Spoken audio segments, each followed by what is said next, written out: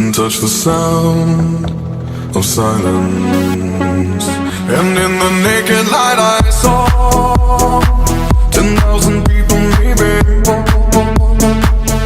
people talking without speaking, people hearing without listening, people writing songs that voices never share, and no one dared disturb the sound of silence.